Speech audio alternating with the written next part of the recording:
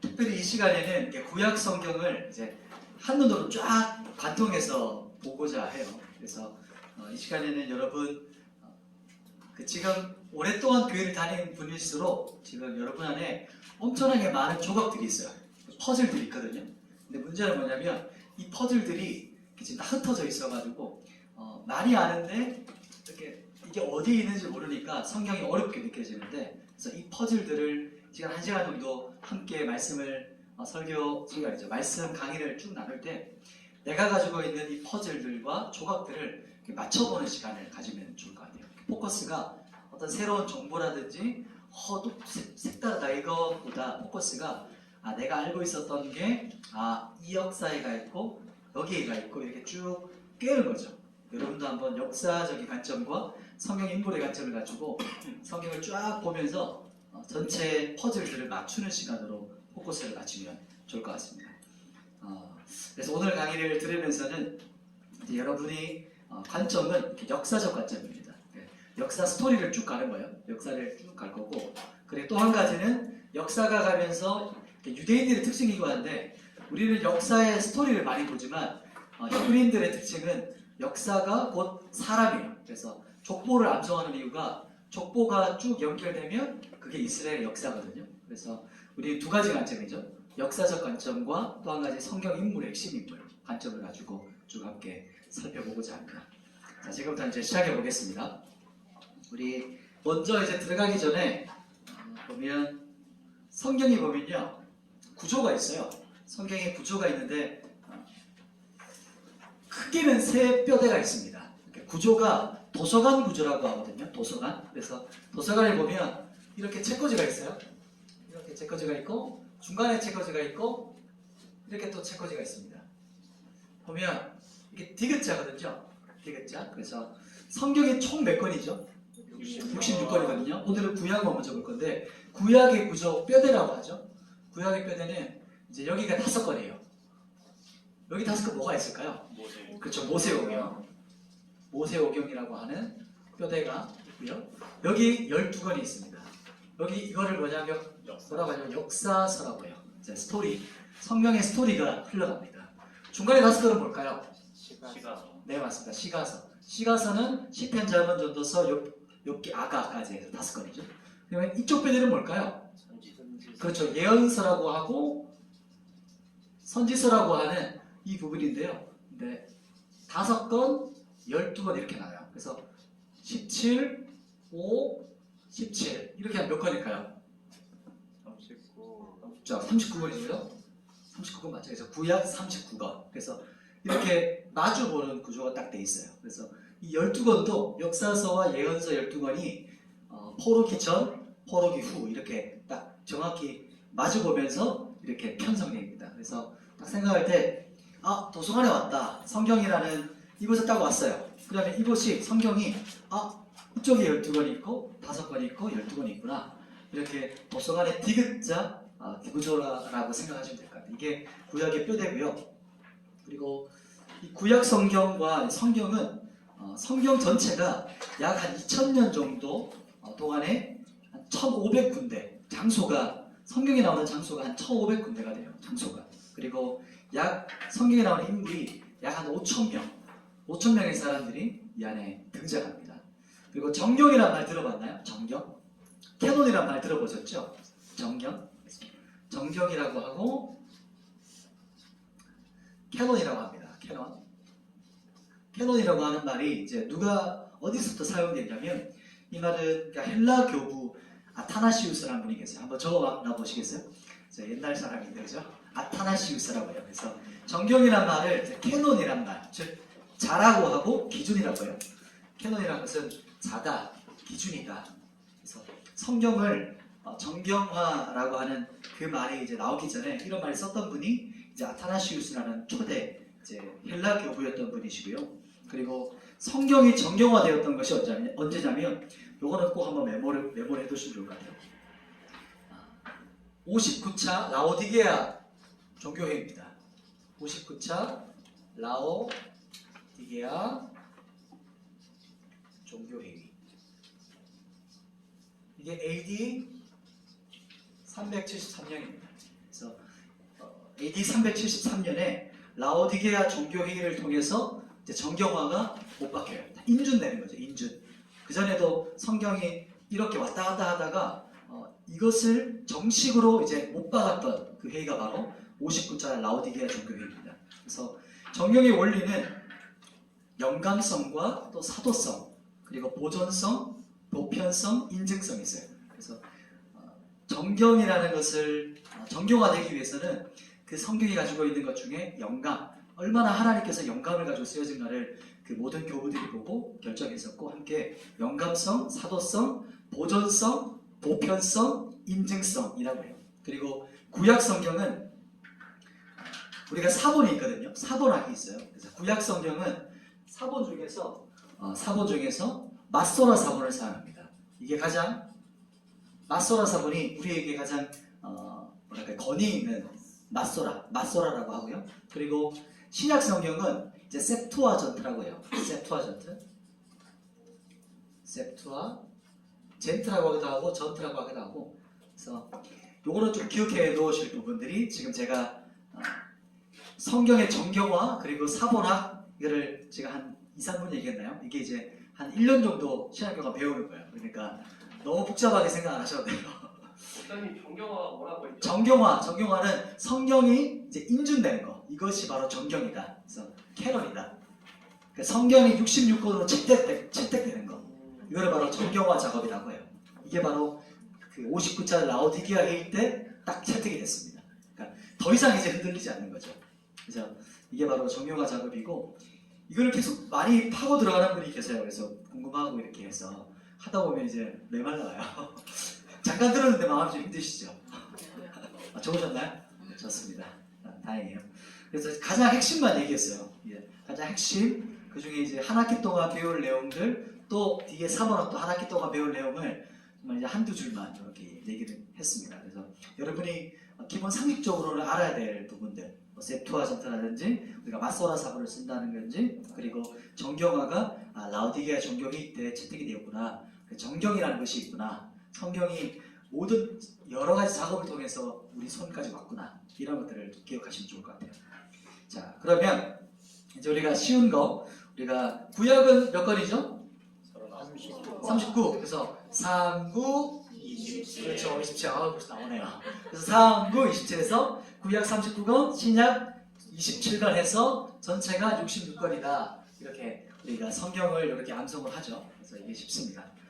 이렇게 해서 여기도 봤지만 구약은 역사서가 있고 시가서가 있고 예언서, 이렇게 크게 세 뼈대가 있어요. 이 구약뿐만 아니고 신약도 이 세 뼈대가 동일해요.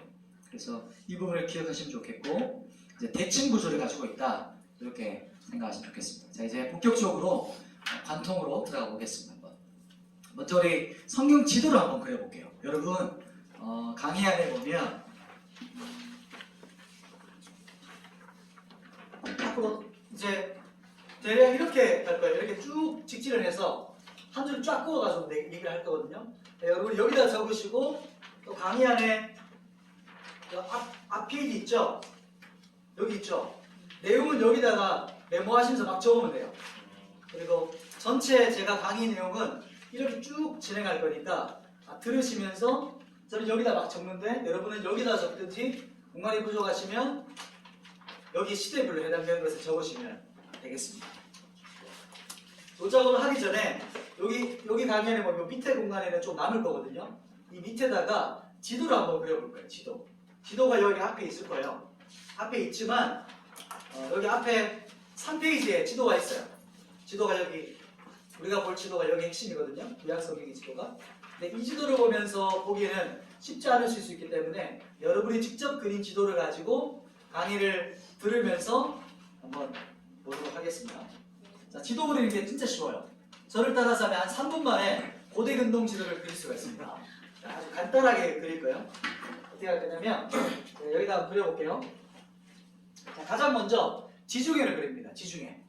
지중해는 이렇게 배 모양의 끝에 있는 거, 배가 갑판 있죠? 배 갑판을 이렇게 그리시면 돼요. 이런 식으로 이렇게 그립니다. 이렇게 그렸어요. 자, 그리고 그 다음 나일강을 보이시나요? 네, 그렇죠. 나일강 그려볼게요. 나일강. 나일강은 여기 지중해를 통해서 이렇게 뭐죠 이거? 포크처럼 삼각 이렇게 삼각구조를 이렇게 그리시면 돼요. 여기 나일강입니다. 너무 간단했나요? 나일강이 이렇게 꼬불꼬불하지만 이렇게 간단하게 그리시고요. 그리고 나일강 옆에 뭐가 있죠? 홍해가 있어요. 홍해는 V자, 이렇게 V자인데 이렇게 V자인데요. 중간이 좀 깁니다. 이렇게 해서 V자처럼 이렇게 그리시고 이게 홍해입니다. 홍해 됐고 그 다음에 이제 예루살렘으로 가봅니다. 우리 이제 이스라엘 지도를 그릴 텐데요. 이스라엘은 지중해에서 위에 보면 중간쯤에 갈릴리 바다 그렸나요? 이렇게 하고 쭉 내려와서 밑에는 염해 좀 더 크게 얘는 갈릴리 바다 쭉 줄 한번 그어서 밑에는 염해 사입니다. 이렇게 그러면 이제 이스라엘 지도 완성입니다. 이게 완성. 자 그리고 성경에 보면 강이 두 줄기가 흘러요. 큰 강이. 자 위에 부분을 뭐라고 하냐면 자 이렇게 쭉 흘러서 이게 유프라테스입니다. 티그리스 강이에요. 티그리스. 밑에 강이 하나 더 있어요. 밑에 강은 이렇게 해서 이렇게 흐릅니다. 밑에는 유프라테스. 네, 이렇게 합니다. 그리고 여기가 이렇게 하나 바다를 그리시면 돼요. 바다. 여기 바다가 뭐냐면 이 바다는 페르시아. 자 이제 이름을 적어볼게요. 여기 있는 것은 페르시아만이고요. 페르시아만.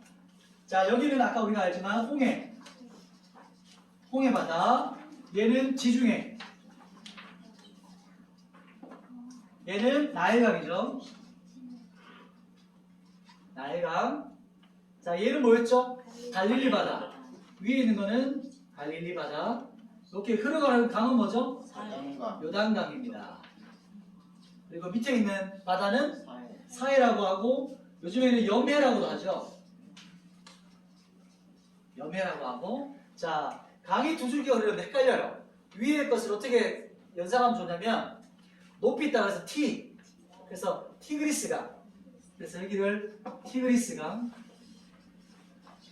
밑에는 유프라테스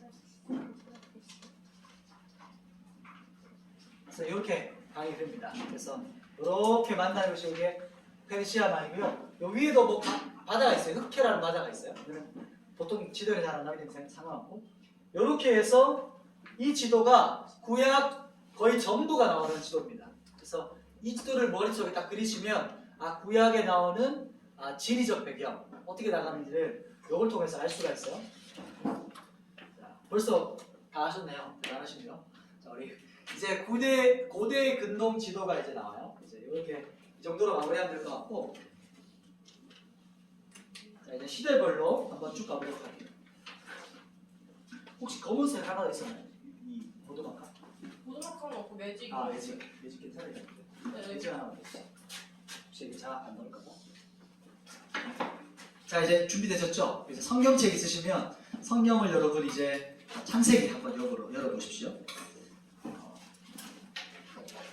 저희가 주어진 시간이 1시간, 지금부터 이제 한 50분 정도이기 때문에 성경을 많이 볼 수는 없을 것 같고 거의 대부분 제가 말로 쭉 설명이 될 겁니다. 그래서 그 부분을 잘 생각하시면 좋겠습니다.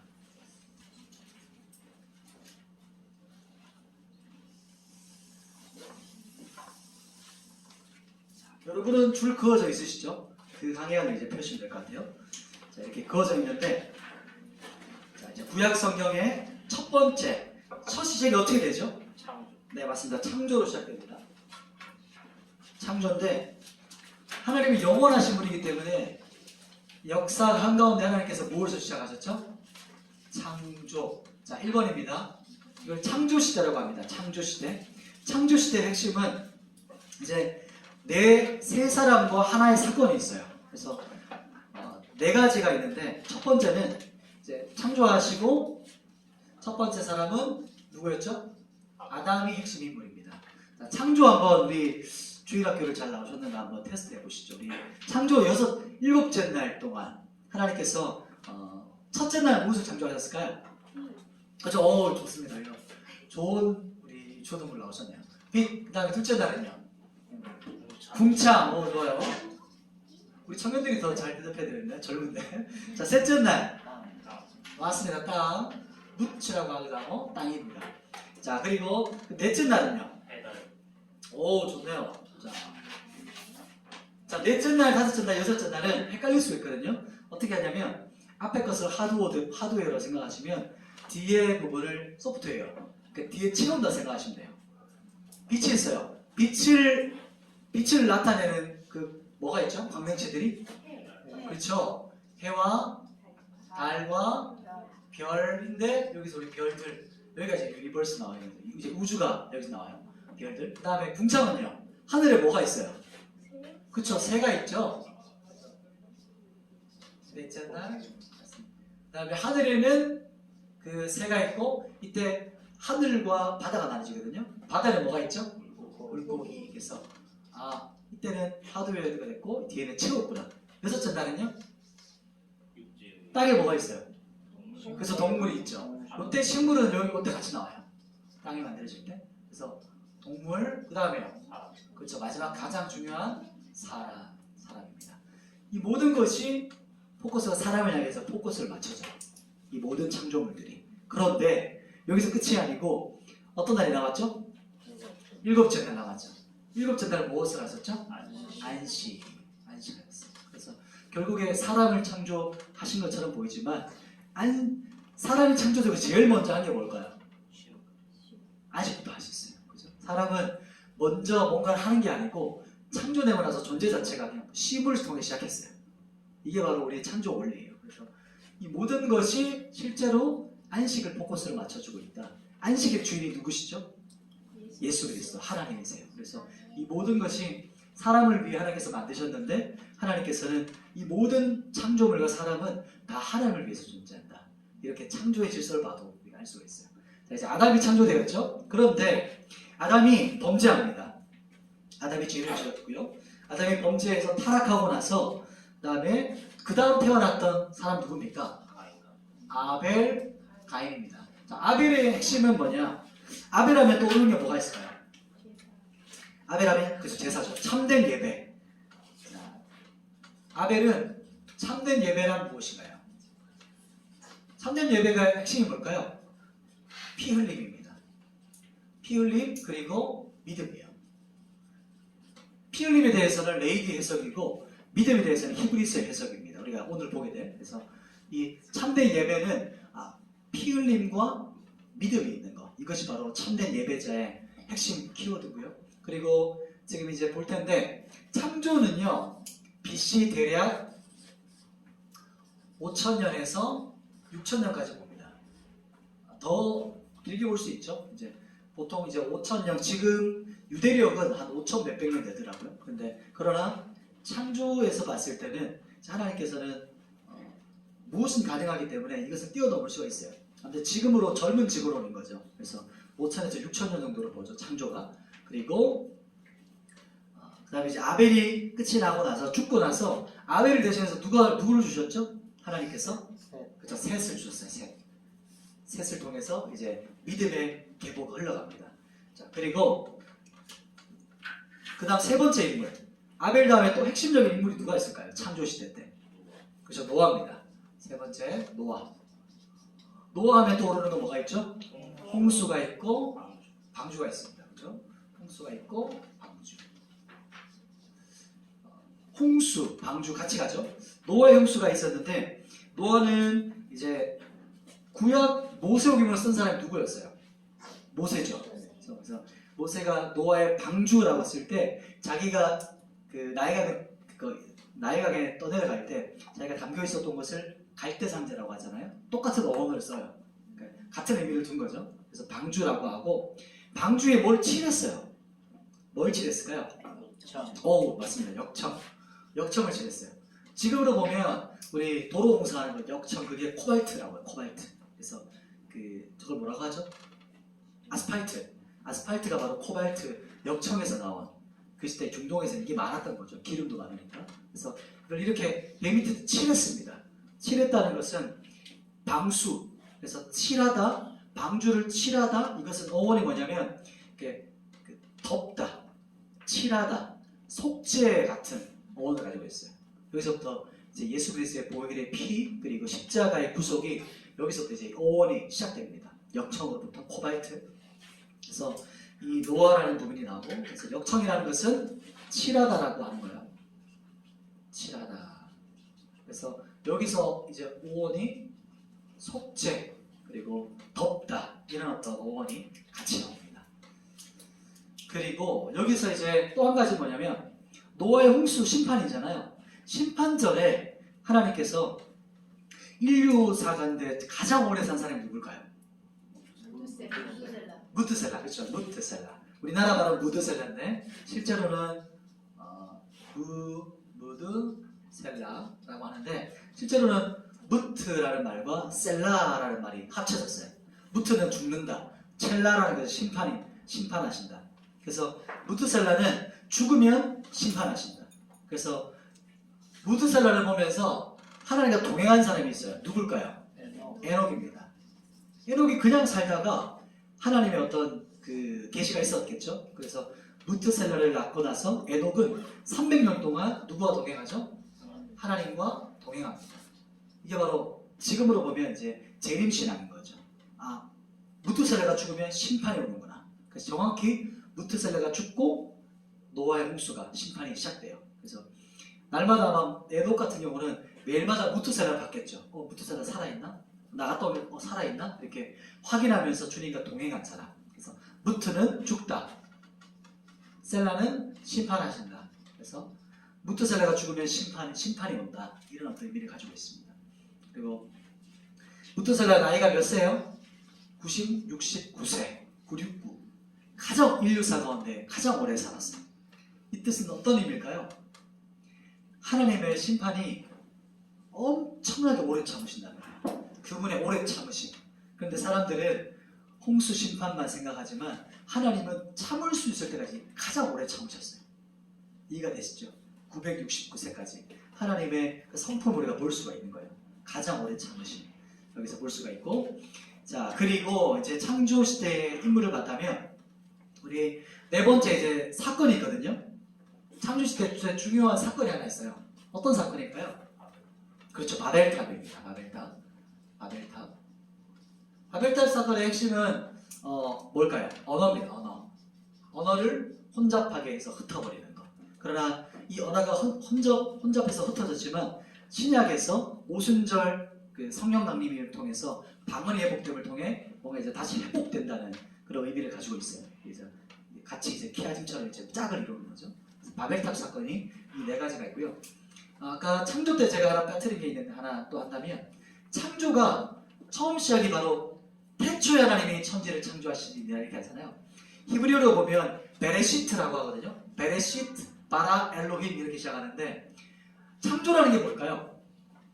창조는 시작이거든요. 하나님께서 갑자기 영원한 하나님께서 창조 가운데 하나님께서 갑자기 시작하셨어요. 그럼 시작하셨는데 무엇을 시작하셨을까요? 무엇을 시작하냐? 두 가지가 있어요. 시작인데 이것은 시간의 질서를 시작하셨어요. 시간의 질서. 시작인데요.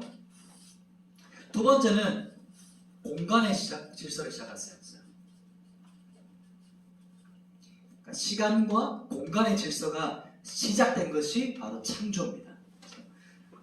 여기 보면 이제 공간 안에 이제 물질도 들어가게 돼요. 어떤 분은 물질까지 포함하는데, 그래서 시간과 공간의 질서가 시작되는 것, 이것이 바로 창조라고 볼 수가 있어요. 그리고 다 창조하시고 나서 이 모든 것을 보시고 나서 뭐라고 하셨을까요?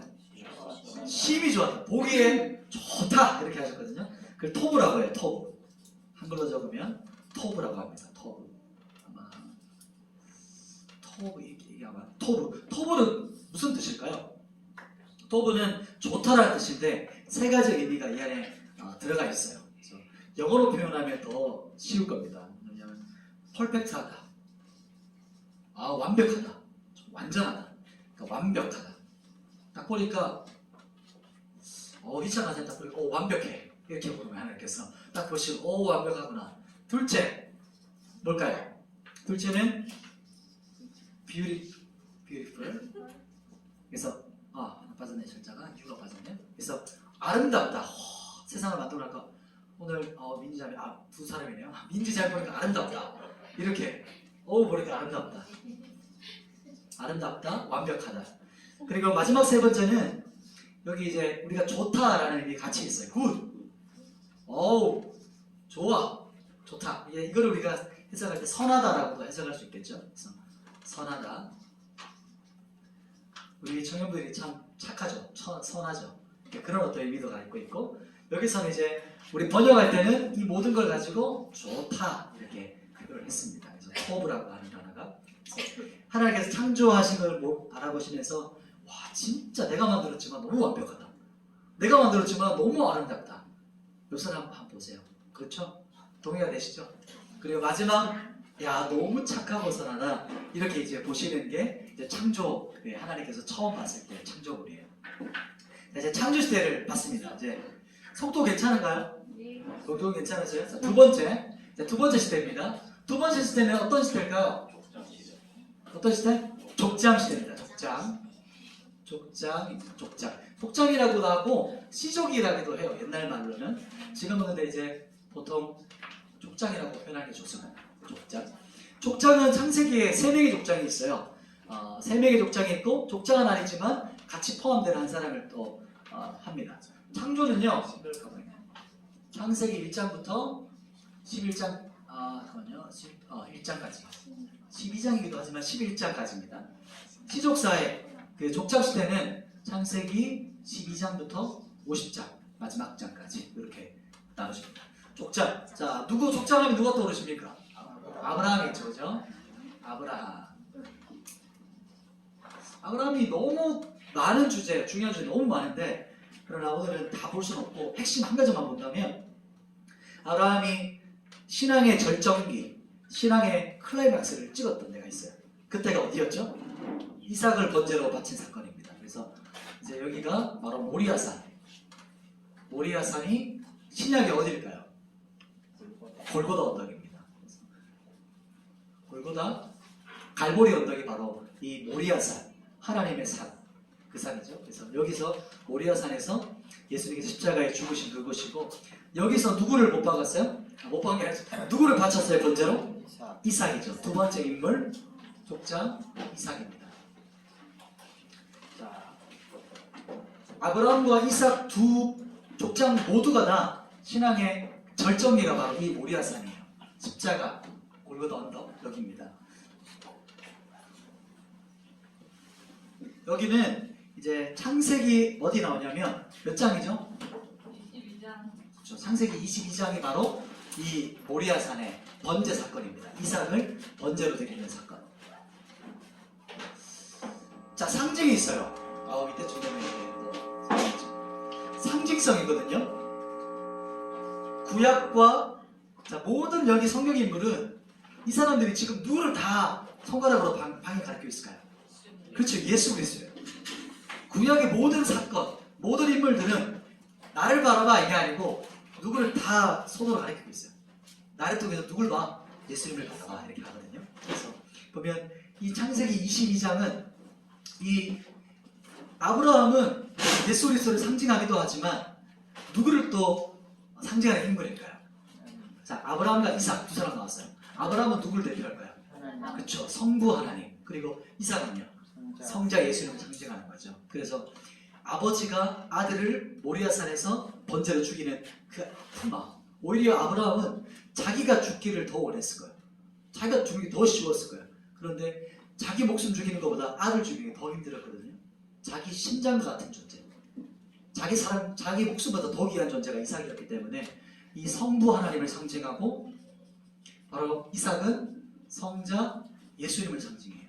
그 예수 그리스도를 상징합니다. 이제 약자입니다. 성부, 성자. 그렇게 해서 이 두 사람의 그 모리아산 사건이 바로 예수 그리스도의 십자가 골고다 언덕의 십자가 죽으심과 부활의 사건을 상징하는 겁니다. 여기서. 그래서 계속해서 구약을 통해서 신약의 복음이 계속 나와요. 속죄 사건들이 계속해서 반복되어서 합니다. 자, 그리고 그 다음 인물 또 넘어가 볼까요? 이삭은 이때가 클라이막스고 다른 게 별로 없어요. 성경에서 생략해요. 생략됐다는 것은 그 다음 인생에 별 게 없었다는 거예요. 이게 좀 아쉽지만 그 생략 기법을 씁니다.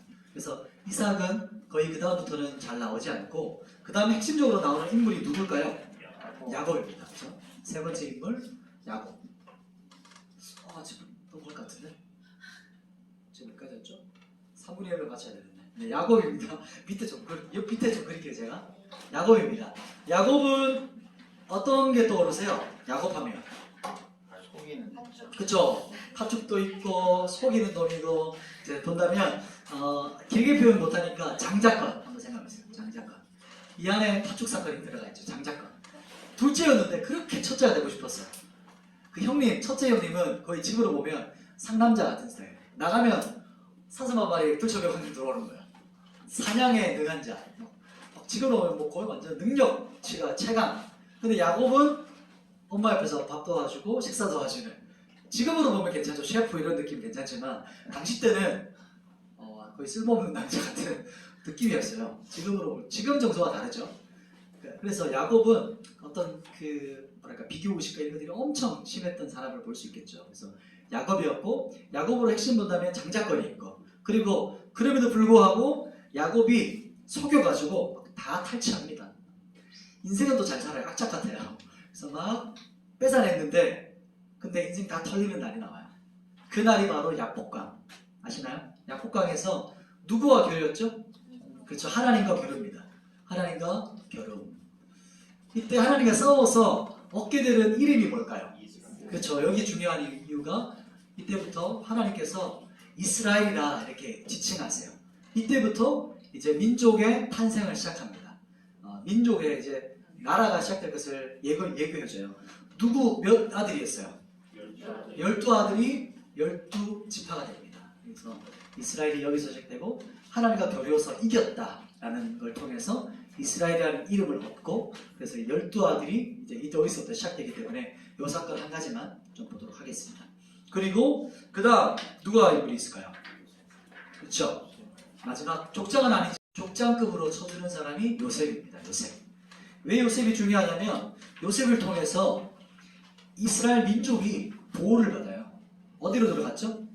입애굽입니다. 여기서는 애굽을 들어가요. 그래서 이 고대 근방 지역 가운데 우리 지도 그랬잖아요. 보시면 가나안을 뭐라고 하냐면 가나안 땅이 가나안을 여기죠. 여기가 애굽이잖아요. 애굽. 여기가 애굽이라면 이 지역이 가나안이었거든요. 잘 안 보이시죠?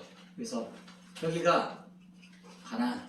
이 지역 자체가 가나안이었습니다. 그래서 여기서 지금 이제 어디로 들어갔죠? 이제 여기로 들어가는 겁니다. 요셉을 통해서. 요 출애굽 경로는 말이 많아요. 근데 이제 나중에 조금 더 이 홍이가 너무 올라왔네. 밑으로 내려가야 되는데.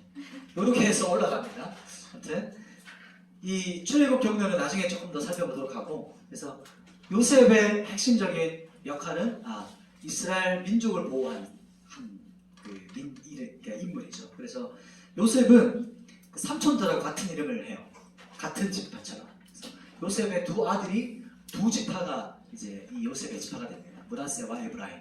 그래서 이 12지파 중에 므낫세와 에브라임이 들어가고 레위 지파는 여기서 빠져요.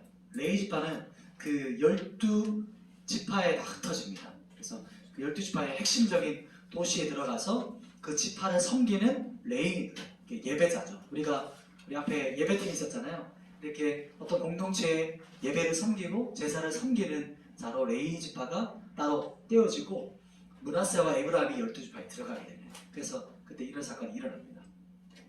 자, 그렇다면 우리 요셉은 여기까지 정도. 요셉의 마지막 창세기 50장 마지막에 요셉이 하는 고백을 통해서 신약의 로마서가 함께 짝을 이뤄요.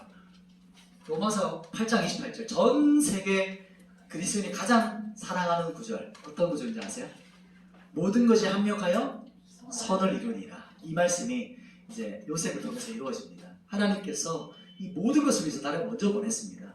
이 민족을 구원하기 위해서. 그래서 이 마지막 창세기 전체의 핵심이기도 해요. 뭐냐면 하나님의 뭘까요? 주권입니다. 그래서 창세기 1장부터 끝까지가 하나님의 주권 안에서 이루어지고 있구나. 그래서 요셉의 마지막 신앙 고백을 통해서 창세기 핵심이고, 그리고 로마서 8장 28절이 짝을 이룹니다. 모든 것이 합력하여 선을 이루니라 라고 합니다. 자, 그리고 이제 족장시대가 마무리되려고 나서 세 번째 시대가 어떤 시대일까요? 이게 어떤 시대일까요? 노예 시대입니다. 노예 시대. 자, 이제 여기서부터 노예 시대가 돼요. 노예 시대는 이제 출애굽기가 시작되죠. 출애굽기 1장부터 19장까지가 이제 노예 시대의 장수입니다. 성경입니다. 자, 노예 시대의 핵심 인물 누가 나올까요? 그렇죠, 모세. 이제 모세가 나옵니다. 모세가 나오고, 모세는 모세오경을 쓴 모세고, 그리고 모세가 어디에 떨어지죠? 갈대상자에 그 나일강에 던져지잖아요. 갈대상자가 바로 모세가 구약에 어떤 걸 썼죠? 이 방주와 똑같은 언어를 써요. 즉 자기가 갈대상자에 담겼던 것 자체가 하나님께서 이 노아와 가족들을 방주에서 그 심판에서 구원하신 것 같은 하나님의 구원이다라는 것을 본인은 인식하고 있었던 거죠. 하나님께서 보호하셨다. 그래서 이 갈대상자에 또 뭐를 칠하죠?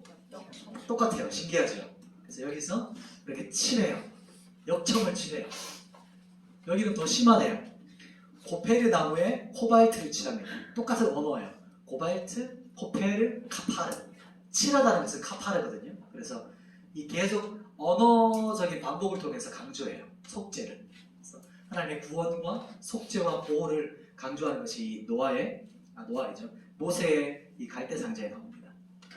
그리고 또 한 가지 중요한 사건이 있죠. 모세가 누구를 만나는 사건이죠? 하나님, 여호와 하나님을 만납니다. 이때를 뭐라고 하냐면 하나님의 자기 계시라고 하거든요. 이게 뭐냐면 한번 그려보시겠어요? 히브리어인데 요드해 바프해 이렇게 뭐랄까 이렇게 콤마 그런 것처럼 해보시고, 요거는 해라고 해요. 기역자에다가 이렇게 밑에 이렇게 안 붙이고, 얘는 이렇게 뭐랄까 살짝 45도 꺾고 내리는 거. 45도 했다가 대각선 일자로 내리는 거. 그리고 해, 얘 똑같아요. 요건 두 개 똑같은 거. 얘는 이렇게 뭐랄까 자 같은 거 이렇게 생각하시면 돼요. 그래서 요드해 바프해. 왜 제가 이걸 그리라고 해봤냐면, 히브리어에 보면 글자마다의 의미를 가지고 있는 게 있어요. 그래서 얘를 요드라고 하거든요. 그래서 이게 신성사자라고 해요. 얘는 모음이 없어요. 자음만 붙어있어요. 그러다 보니까 이스라엘 사람들이 원래 이것은 여호와거든요. 원래 여호와가 아니에요. 모음이 없기 때문에 읽을 수 있는 방법을 몰랐어요. 그냥 구전으로 암송을 통해서 전수되었거든요. 그래서 어떻게 읽어야 될지 몰라서 나중에 모음을 어떻게 붙었냐면 아도나이라는 나의 주님이라는 아도나이의 모음을 여기다 붙여가지고 여호와, 실제로는 야훼라는 발음이 나와요. 그래서 실제로는 이 발음이 뭔지는 아무도 몰라요. 그냥 야훼구나 라고 생각하면서 발음을 합니다. 왜 그렇게 했을까요? 십계명 때문에 그래요. 십계명. 너희는 나의 이름을 망령되게 부르지 마라. 함부로 부르지 마라. 이런 말 때문에 이스라엘 사람들은 감히 못 불렀어요. 이 단어가 나오면.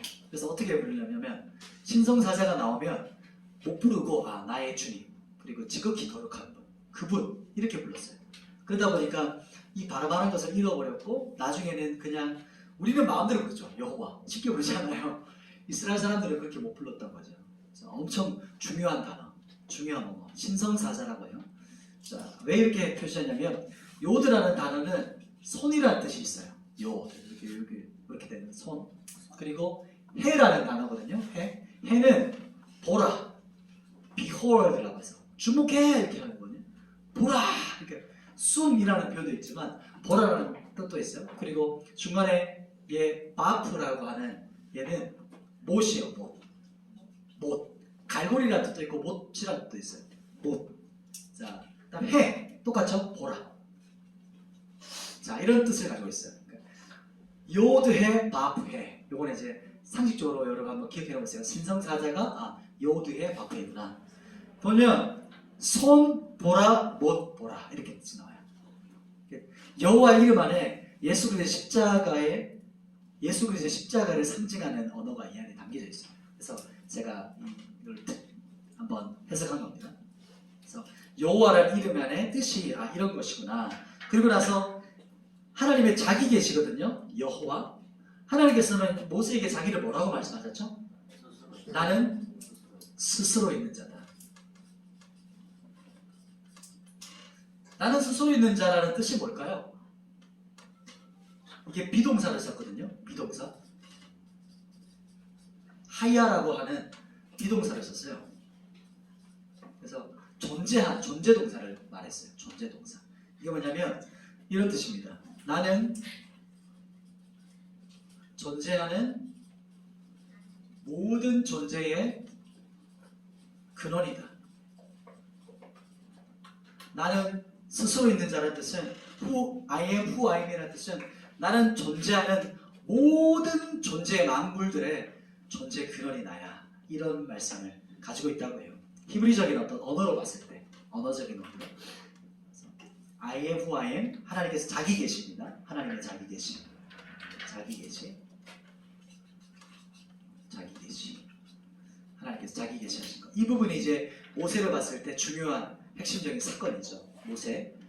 그리고 이제 모세가 이스라엘 백성을 이제 이끌기 위해서 이제 또 하나의 중요한 사건이 뭐죠? 열재앙. 이제 사건이 있습니다. 열재앙. 열재앙은 무엇과 연결될까요? 여기서 이제 중요한 사건이 있죠? 뭐가 있죠? 장자의 죽음인데, 장자의 죽음은 어떤 절기가 생기잖아요. 6월. 그렇죠. 6월절. 6월절입니다. 6월절. 6월절인데 페사흐라고 해요. 페사흐라고 하는 넘어간다. 파사라고 하는 넘다 이런 어떤 의미를 가지고 있어요. 페사흐. 그래서 여기서 이제 패스오버라는 말이 나오죠. 패스오버. 넘어간다. 6월절. 그래서 문인방에다가 이렇게 좌우문설주와 문이 이렇게 있으면 이게 좌우문설주랑 문인방에다 피를 칠하면 그 집을 넘어가는 거. 이게 바로 패스오버. 그래서 6월절. 한문으로 6월절이라고 합니다. 6월절은 너무나도 잘 아시겠죠? 누구를 상징하는 걸까요? 예수 그리스도의 어린 양. 어린 양의 피를 상징하는 거고 예수님의 십자가. 그래서 예수님이 십자가에 돌아가신 그날이 언제일까요? 6월절입니다. 이날 돌아가세요. 1월 14일. 그래서 예수님께서 이 6월절에 죽임당한 어린 양이 되시는 거예요. 어린 양. 바로 이 6월절 때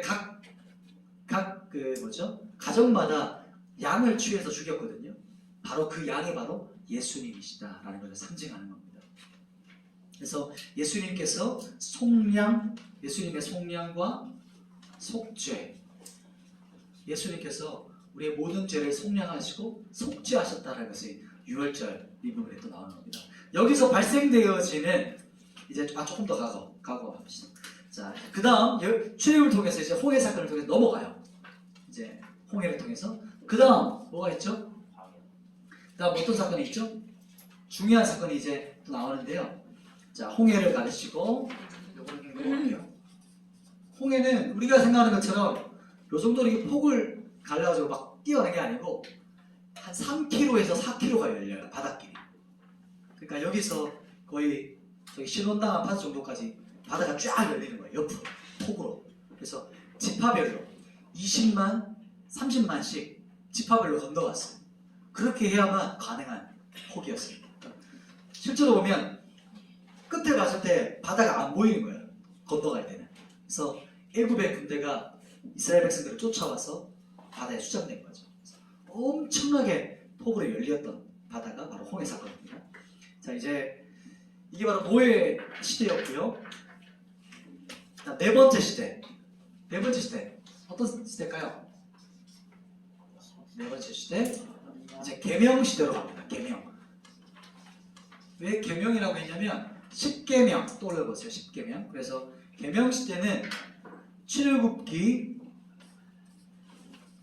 20장부터 40장까지. 그리고 이때 발생하는 성경의 뇌입니다. 레위기가 출애굽기 20장부터 40장 요때 발생하는 성경이 레위기예요. 그래서 자, 계명시대의 핵심적인 지역은 어딜까요? 시내산입니다. 시내산. 우리가 내일 우리 주일날 우리는 1부 2부에 지금 참석하시면 출애굽기 20장이 내일 본문이에요. 그래서 여기 시내산의 사건 이제 이날이 시작됩니다. 그래서 요날 시내산에서 하나님께서 이스라엘 백성과 무엇하는 날일까요? 언약식 하는 날인데 나중에 광야 시대 그 다음 언약 그러니까 제2세대와 언약하는 것과 구별하기 위해서 이 시대를 계명이라고 했어요. 실제 언약과 똑같은 말이에요. 십계명이고 언약식 하나님과 인간 사이의 언약입니다. 그 중에 핵심은 십계명이고 성경에 나오는 하라 하지 말라 하나님의 언약을 다 정리해봤더니 몇 개가 나왔을까요? 613, 613. 그래서 이스라엘 사람들은 지금도 613을 좋아해요. 신기하죠? 그래서 번지가 613이면 다 거의 유대인들이 사용하고 있대요. 거기를 딱 들어간대요. 613이란 말 자체가 너무 좋아한다고요. 그래서 그 계명 전체를 정리하면 613개의 계명이 있습니다. 10계명의 핵심이고 10계명은 크게 두 가지로 나누죠. 뭘까요? 그렇죠. 하나님과 사람, 또 사람과 사람 이렇게 해서 이제 이렇게 십자가 구조예요. 하나님과 사람 그리고 사람 대 사람 중간에 교차하는 지점이 어떤 계명일까요? 몇 번째 계명일까요? 저 5계명입니다. 5번째 계명이 뭐죠? 네, 부모를 공경하라. 왜 그럴까요? 부모님이 하나님의 대행자처럼 계시기 때문이에요. 사람이지만 하나님을 대신해서 내 옆에서 도와주는구나. 그죠? 옆에 계시죠, 부모님? 지금 부모님 옆에서 도와주는 거예요. 하나님처럼. 그래서 교차 지점이 바로 5번째 계명입니다. 10계명. 10계명은 이 정도 정말 중요하고 큰 성경 전체를 봤을 때 가장 중요한 부분이 여기거든요. 자, 여기서 발생되어지는 성경이 뭐라고요? 레위기입니다. 레위기. 자, 레위기는 5대 제사, 그러니까 가장 중요한 부분이 이제 그 절기입니다. 제사도 중요해요. 이게 제 제사까지 보기는 너무 벅찰 것 같고 오늘은 절기만 잠깐 한번 볼게요. 절기. 자, 절기는 여기다 표현할게요. 긴 공간에다가 제가 너무 많이 갔어요. 여기서 끝냈어야 되는데 지금 레위기가 자 보면 자 이렇게 쭉 가면 5대 절기가 있어요. 첫 번째 절기가 어떤 절기일까요? 첫 번째 절기가 우리가 잘 알는 것은 6월절입니다. 6월절은 겹쳐져 있어요. 무교절과 겹쳐져 있어요. 그래서 6월절은 예수님의 십자가의 죽으심을 상징하고 무교절은 무교병, 모든 누룩을 제거하는 날로 해석되어 있습니다. 그래서 6월절은 출애굽의 장자의 죽음이죠. 그래서 예수님의 속죄랑 연결되어 있습니다. 연결되어 있어요. 십자가 죽으심. 예수님께서 십자가에 죽으신 날이 바로 6월절이에요. 그리고 나서 또 한 달이 있어요. 요 절기는 초실절이라고 해요. 초실절이 뭘까요? 처음 들어보셨죠? 초실절은 첫 열매를 이렇게 흔들어서 저렇게 드리는 절기예요. 뭐 어떤 열매? 첫 열매. 뭔가 떠오르는 거 없으세요? 첫 열매. 뭘까요? 주님이 우리의 부활의 첫 열매가 되시는 거예요. 그래서 초실절은 부활을 짝을 이룹니다. 상징을 하는 거예요. 부활절. 초실절은 바로 예수님께서 부활의 첫 열매가 되신다. 첫 열매가 바로 누구라고요? 예수 그리스도. 그래서 죽으시고 부활하신. 날짜는 좀 차이가 있어요. 그러나 이 첫 열매가 되신다라는 것을 상징하고 그 다음 절기가 또 어떤 날일까요? 오순절입니다. 오순절. 이제 아마 다다음 주쯤에 이제 오순절이 돼요. 오순절이 무슨 말일까요? 50일째 되는 날이란 말이에요. 50일. 또 이 말은 다른 말로 77절이라고 하고 그리고 우리가 지금으로 보면 맥추절 있죠? 맥추절기를 이때 지킵니다. 오순절.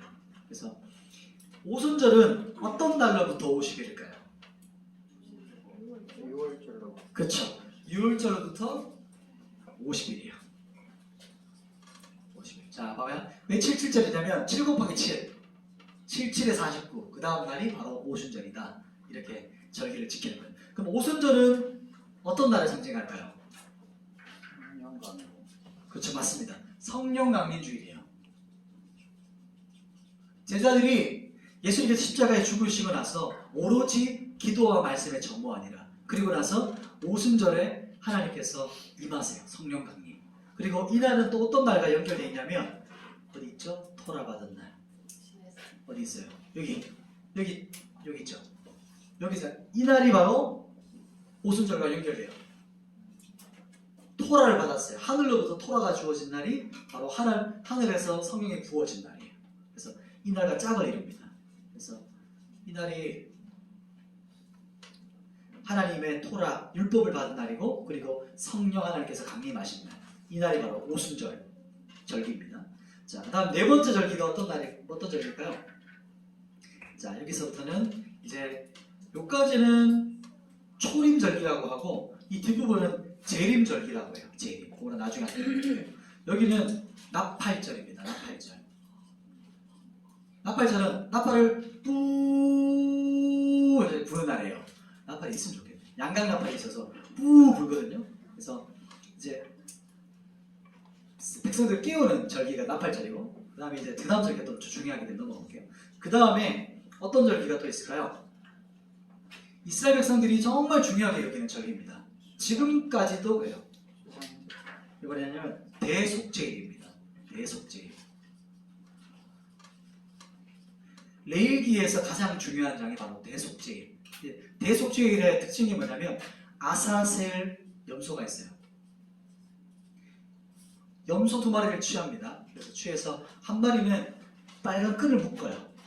뿔에다가. 그래서 이 염소는 광야로 보내요. 그래서 광야에서 죽임을 당해요.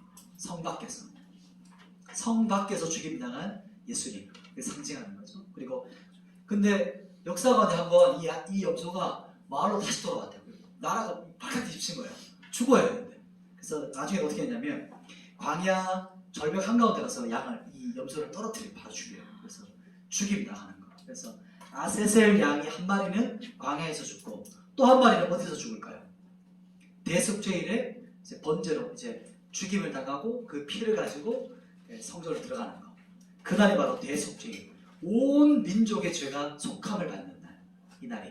그래서 가장 중요한 날. 그래서 지금도 이 대속죄일 전에 유대인들은 이제까지 못했던 구제부터 시작해서 계속 구제와 헌금과 회개 한 주일 내내 그걸 한다고 해요. 지금도. 대속죄일이 정말 중요한 날. 그래서 대속죄일은 누구를 상징할까요? 또 예수 그리스도의 십자가에 죽으심을 상징하는 거예요. 온 인류의 죄를 대속해서 죽임당하신 예수님의 십자가. 그리고 마지막 절기입니다. 마지막 절기가 어떤 날일까요? 초막절. 맞습니다. 수장절이라고 하고 초막절이라기도 하고 장막절.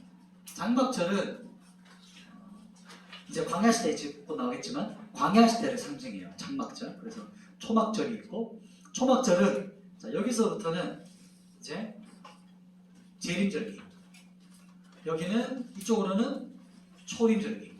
초림이란 말이 뭐죠? 주님께서 오셨다는 절기고, 재림이라는 것은 second coming. 다시 오신다. 그래서 여기는 오셨다는 절기를 상징하는 거고, 두 번째 절기를 말하는 거예요. 초막절. 그래서 초막절은 광야에서 장막에서 하나님께서 그 모세를 통해 이제 출애굽기가 20장부터 나가는 게 10계명뿐만 아니고 또 하나 적어보세요. 장막과 그 제사법, 제사 드릴 방법이 나오잖아요. 장막 짓는 법이 나오는 것처럼 광야에서 하나님께서 이스라엘 백성과 장막에 함께 거주하셨어요. 그래서 이것이 결혼 생활을 상징해요. 결혼. 그래서 장막절은 하나님과 이제 인간 사이의 결혼 언약식을 말해요. 그래서 장막절은 예수님께서 다시 오시면 우리의 신랑이라고 하잖아요. 신랑 대신 주님이 오실 때 그날을 혼인잔치라고 하죠. 그래서 바로 장막절이 말하는 것이 어린 양 혼인잔치. 그래서 혼인잔치. 이 날이 바로 이제 곧 이게 다 성취됐어요. 6월절에 예수님을 향해 성취됐죠. 초실절 부활하셨죠.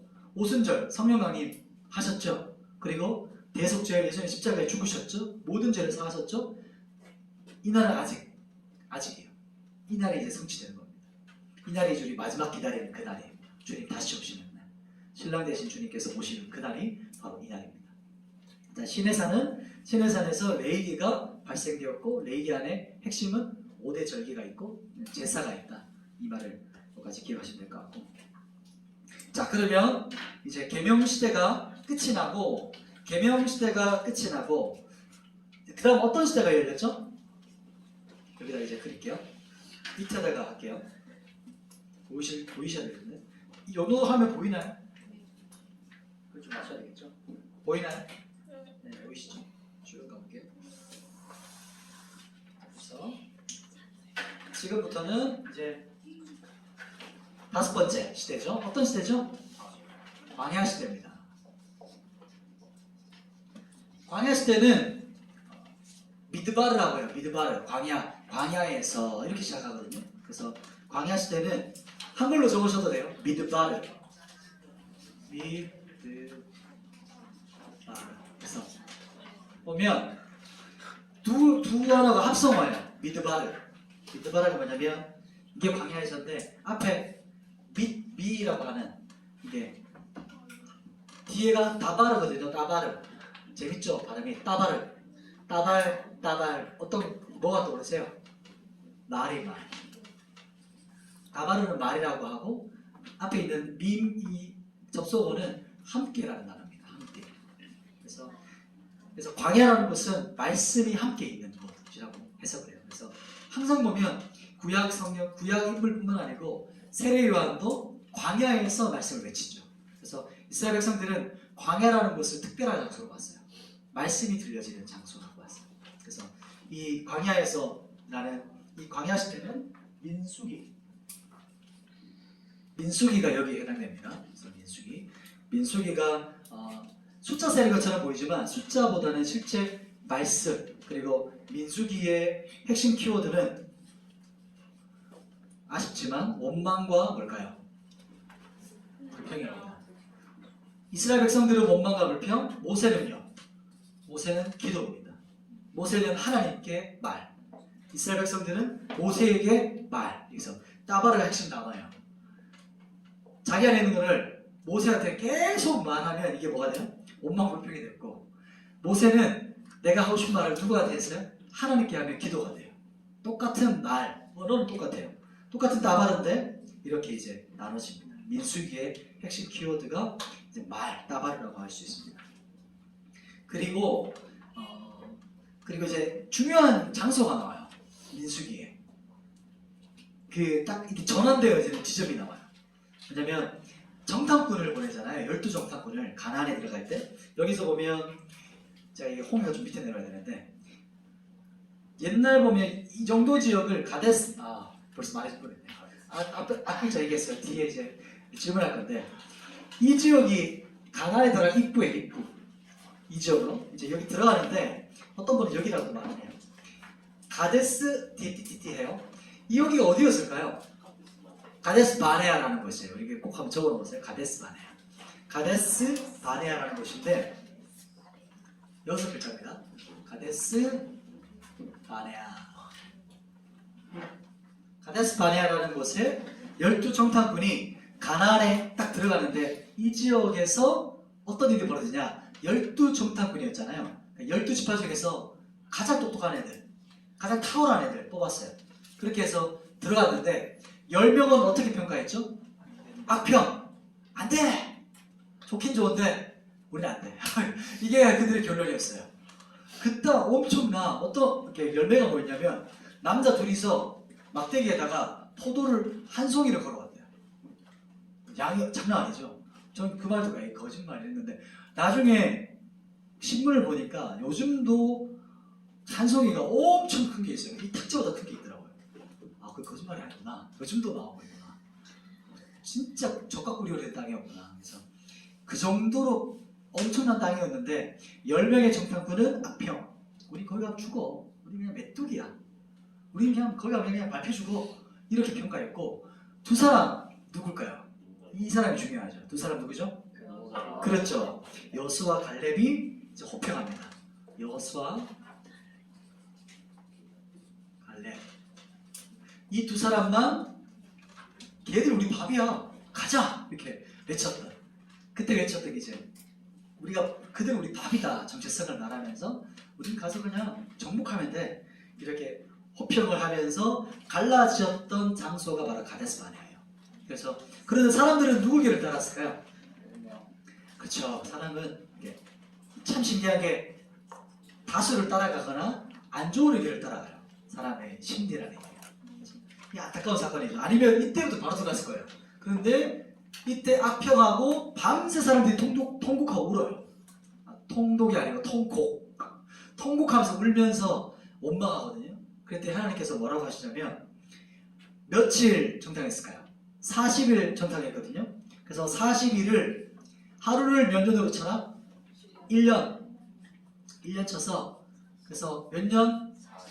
40년 빽빽이 40년 광야 시작 열립니다.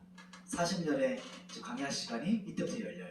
그래서 여기서부터 여기거든요. 아라비아 여기부터든지 여기를 수도 없이 도는 거죠. 여기를. 왜냐하면 여기서 애굽에서 가는 길이 일주일도 안 걸린대요.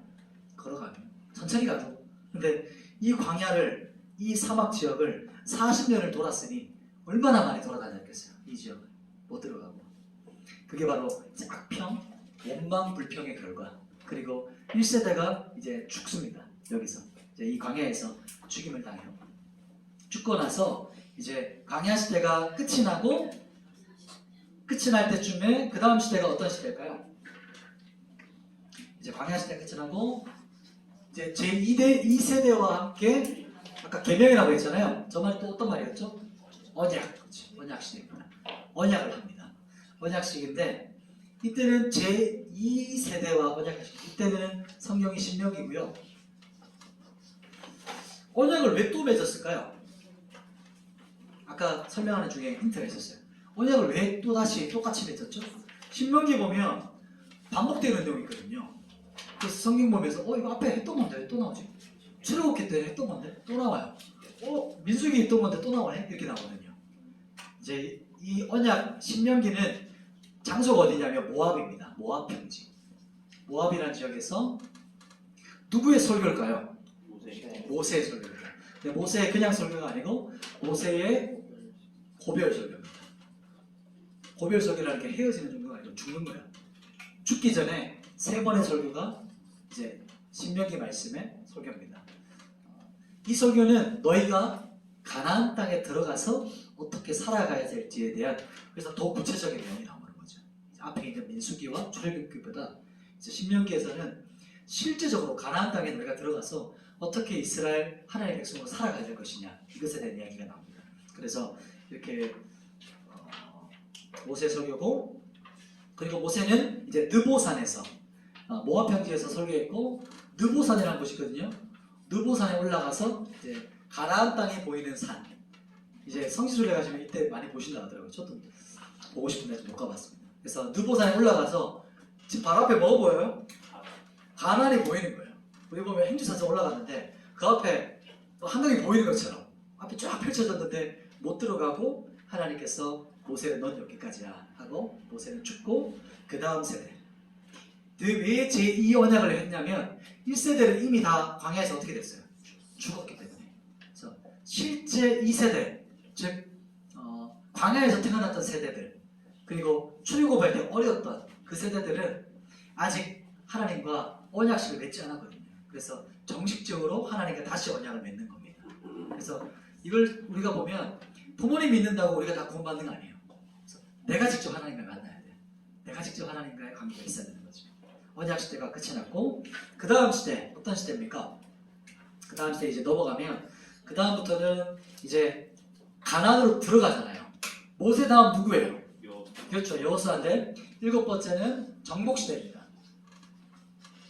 정복 시대 제가 몇 분까지죠? 맞습니다. 15분까지였어요.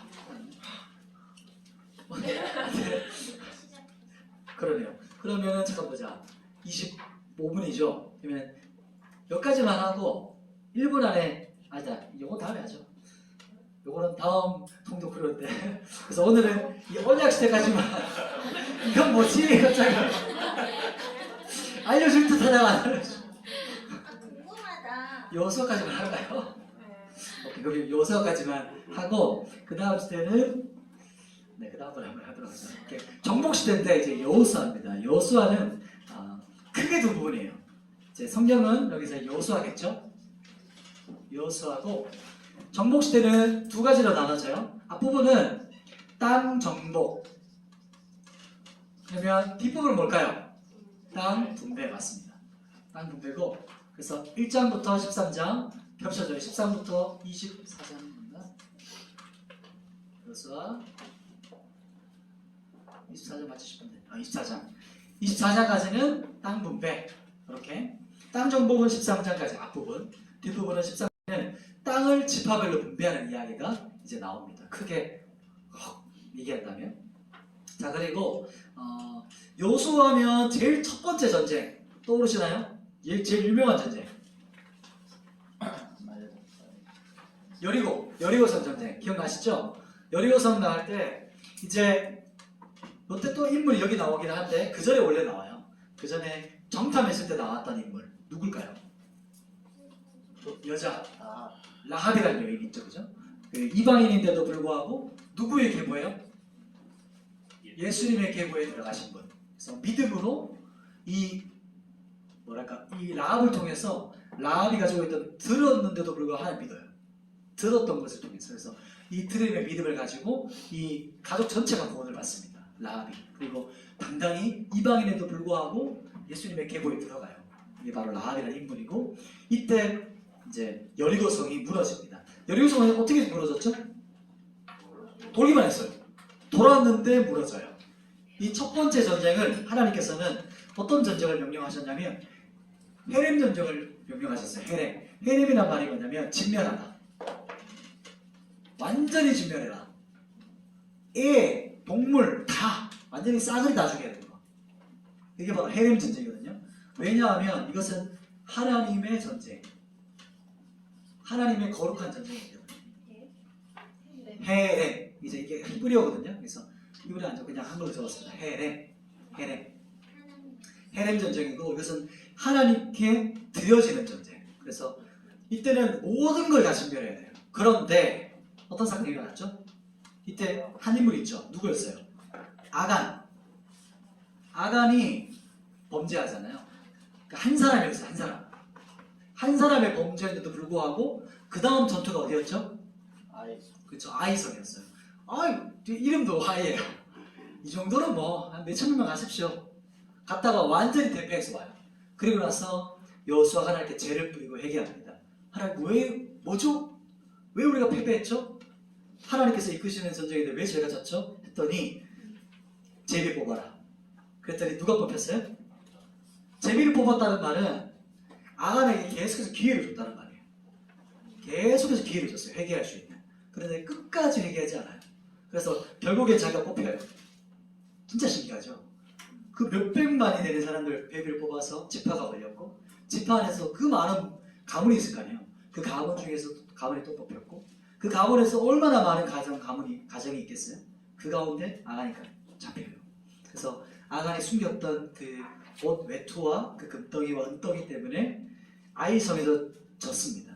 이것이 어떤 걸 상징하는 걸까요? 아간이 돌에 맞아 죽어요. 아간과 그 모든 가족들이. 이것은 공동체 안에 죄의 심각성을 말해요. 나 하나 정도는 뭐 괜찮다. 그런데 그 하나 때문에 나라 전체가 이 민족이 졌어요. 한 명 때문에. 한 명의 죄의 심각성과 부패성을 말해요.